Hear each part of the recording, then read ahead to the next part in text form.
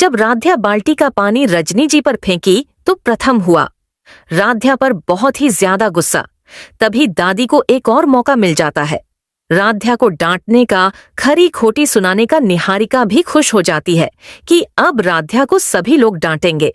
तभी अचानक दादी अपने हाथ में एक मटका लेकर आती है, जो मटका लाल कपड़े से ढका हुआ था, और प्रथम से बोली कि लो बेटा, प्रथम अपनी माँ की अस्थियां इसी मटके में लेकर नदी में बहा देना, क्योंकि तुम्हारी माँ रजनी को ये राध्या एक दिन ऐसे ही मार देगी। मैं अभी भी बोल रही हूँ कि जब तक ये राध्या इस घर में रहेगी तब तक तुम्हारी माँ सुरक्षित नहीं रहेगी। तभी राध्या पर सभी लोग टूट पड़ते हैं डांटने के लिए। फिर कहानी में आता है एक नया ट्विस्ट। अब क्या है वो नया ट्विस्ट आप सभी से बताऊं, उससे पहले आप लोग अभी इस वीडियो को एक लाइक करके चैनल को सब्सक्राइब कर लीजिए, नहीं तो बाद में आप लोग भूल जाते हैं। सीरियल मन अति सुंदर की कहानी में आगे आप देखेंगे कि राध्या पूरे मन से रजनी जी की सेवा में लगी हुई थी। एक कपड़ा भिगोकर रजनी जी के हाथ पैर को साफ कर रही थी और उनकी हालत सुधारने की हर मुमकिन कोशिश कर रही थी। तभी अचानक दादी और निहारिका वहां पहुंचती हैं। दादी के हाथ में एक मटका था जिस पर लाल कपड़ा ढका हुआ था और वे दिखावे की आरती लेकर आई थीं। निहारिका तुरंत माहौल को झड़ से भर देती है। वह प्रथम से कहती है, देखो प्रथम, राध्या ही रजनी जी को मारना चाहती है, हमेशा हमेशा के लिए। इतना सुनते ही प्रथम के पैरों तले जमीन खिसक जाती है। वह दौड़कर रजनी जी के पास आता है। उसी समय निहारिका की चाल काम कर जाती है। वह जो खराब क्वालिटी का केमिकल मिला पानी लाई थी, वही पानी गलती से रजनी जी के ऊपर गिर जाता है। बाहर से ऐसा लगता है जैसे राध्या ही उन्हें नहला रही थी, लेकिन सच्चाई कुछ और ही थी। अचानक रजनी जी की हालत बिगड़ जाती है। पूरा परिवार सन्न रह जाता है। राध्या खुद भी घबरा जाती है कि आखिर यह हुआ कैसे। दादी चौंक कर सब देखती रह जाती हैं और पूरे घर में अफरा तफरी मच जाती है। इधर ओमकार जी गुस्से में आपा खो बैठते हैं और सारा गुस्सा राध्या पर उतार देते हैं। राध्या बार बार कहती रहती है कि उसने कुछ गलत नहीं किया, लेकिन कोई उसकी बात सुनने को तैयार नहीं होता। निहारिका मन ही मन खुश हो रही होती है कि उसकी चाल सफल हो गई, और दादी के मन में पहली बार शक गहराने लगता है कि कहीं सच में खेल कुछ और ही तो नहीं चल रहा। कहानी यहीं से और भी ज्यादा मोड़ लेती है, जहां सच्चाई और साजिश के बीच की जंग और तेज होने वाली है। इधर राध्या रोते हुए बार बार सबको समझाने की कोशिश करती है कि उसने रजनी जी को कुछ नहीं किया, लेकिन गुस्से और घबराहट में कोई उसकी बात सुनने को तैयार नहीं होता। ओमकार जी उसे डांटते हुए कहते हैं, अगर रजनी को कुछ हो गया ना तो मैं तुझे कभी माफ नहीं करूंगा। यह शब्द राध्या के दिल में तीर की तरह चुभ जाते हैं। उधर प्रथम अंदर ही अंदर टूट चुका होता है। एक तरफ माँ की हालत, दूसरी तरफ राध्या पर लगे इल्जाम। वह समझ नहीं पा रहा होता कि किस पर भरोसा करे। दादी सब चुपचाप देख रही होती हैं, लेकिन उनके मन में शक और भी गहरा हो जाता है। उन्हें याद आने लगता है कि निहारिका हर बार ऐसे मौके पर कैसे मौजूद रहती है। तभी घर की नौकरानी चुपचाप दादी के पास आकर कहती है कि उसने निहारिका को स्टोर रूम में किसी बोतल में कुछ मिलाते हुए देखा था। ये सुनते ही दादी के चेहरे का रंग बदल जाता है। दादी को यकीन होने लगता है कि यह सब एक साजिश है। इधर रजनी जी की हालत और बिगड़ जाती है। उन्हें तुरंत अस्पताल ले जाने का फैसला होता है। पूरा परिवार घबराहट में तैयारियां करने लगता है। राध्या एम्बुलेंस में जाने की जिद करती है, लेकिन ओमकार जी गुस्से में उसे रोक देते हैं। तभी दादी आगे बढ़कर कहती हैं, इसे जाने दो, अगर सच्चाई सामने आनी है तो यही लड़की इसे सामने लाएगी।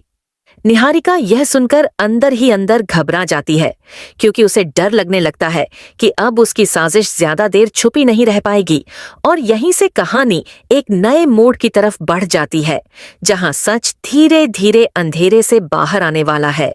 एम्बुलेंस तेजी से अस्पताल की तरफ बढ़ रही होती है। सायरन की आवाज पूरे माहौल को और भी डरावना बना देती है। राध्या रजनी जी का हाथ पकड़े रो रही होती है और बार बार भगवान से दुआ कर रही होती है कि उन्हें कुछ ना हो। दादी की आंखों में भी आंसू होते हैं, लेकिन उनका ध्यान बार निहारिका पर जा रहा होता है, जो बनावटी चिंता दिखा रही होती है। अस्पताल पहुंचते ही डॉक्टर रजनी जी को तुरंत आईसीयू में ले जाते हैं। बाहर पूरा परिवार बेचैनी से इंतजार करने लगता है। प्रथम दीवार से टिक कर खड़ा होता है। उसका दिमाग सुन्न हो चुका होता है। ओमकार जी गुस्से और डर के बीच फंसे होते हैं। एक तरफ पत्नी की हालत, दूसरी तरफ घर की इज्जत और बदनामी का डर। इसी बीच दादी धीरे से राध्या को अपने पास बुलाती है और कहती हैं, बेटा, अगर तू सच में निर्दोष है तो डर मत, सच खुद रास्ता बना लेता है। राध्या रोते हुए दादी के पैरों में गिर जाती है और कहती है कि उसने कुछ नहीं किया। वह रजनी जी को अपनी माँ की तरह मानती है। दादी का दिल पसीज जाता है और उनका शक अब पूरी तरह निहारिका पर टिक जाता है। तभी स्टोर रूम वाली बात याद करके दादी नौकरानी को बुलवाती है और चुपचाप पूछताछ करती है।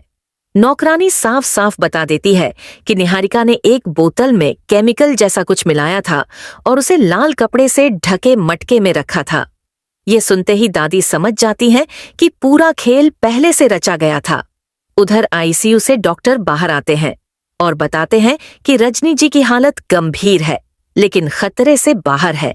सब थोड़ी राहत की सांस लेते हैं, लेकिन कहानी यहीं खत्म नहीं होती। निहारिका दूर खड़ी सब सुन रही होती है। उसके चेहरे पर डर साफ दिखने लगता है, क्योंकि अब उसे एहसास हो जाता है कि उसकी साजिश की परतें खुलने लगी हैं और बहुत जल्द सच सबके सामने आने वाला है। थोड़ी देर बाद माहौल में एक और हलचल होती है। डॉक्टर घर पर पहुंच जाते हैं। उनके आते ही पूरा परिवार उनके चारों तरफ इकट्ठा हो जाता है। डॉक्टर गंभीर चेहरे से सबको देखते हैं और कहते हैं, रजनी जी की हालत अब स्थिर है, लेकिन जो उनके शरीर में गया है वह सामान्य पानी नहीं था, उसमें केमिकल मिला हुआ था। यह कोई हादसा नहीं लग रहा। ये सुनते ही घर में सन्नाटा छा जाता है। ओमकार जी गुस्से से कांपने लगते हैं। मतलब साफ है डॉक्टर साहब, किसी ने जानबूझकर यह सब किया है। डॉक्टर सिर हिलाते हैं और कहते हैं, हाँ, ये एक सोची समझी साजिश लगती है। दादी आगे बढ़कर सख्त आवाज में कहती हैं, अब कोई भी बहाना नहीं चलेगा, सच सामने आएगा। दादी सबसे पहले निहारिका की तरफ देखती है। निहारिका की हालत बिगड़ने लगती है। उसके चेहरे का रंग उड़ जाता है, हाथ कांपने लगते हैं। वह हकलाते हुए कहती है, दादी, मुझे कुछ नहीं पता। तभी नौकरानी सामने आती है और सबके सामने सच बोल देती है, मैंने निहारिका को स्टोर रूम में बोतल में कुछ मिलाते हुए देखा था। वही बोतल मटके में रखी गई थी। ये सुनते ही पूरा परिवार स्तब्ध रह जाता है। प्रथम का गुस्सा फूट पड़ता है। निहारिका, तुमने मेरी माँ के साथ यह किया। राध्या रोते हुए दादी के पास खड़ी होती है।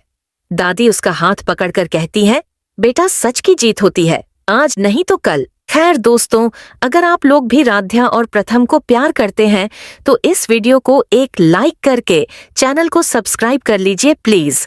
अब मैं यूट्यूब से बता दूं कि मैं कोई AI नहीं हूं, मैं एक ह्यूमन हूं, यानी एक इंसान हूं। इंसान। धन्यवाद।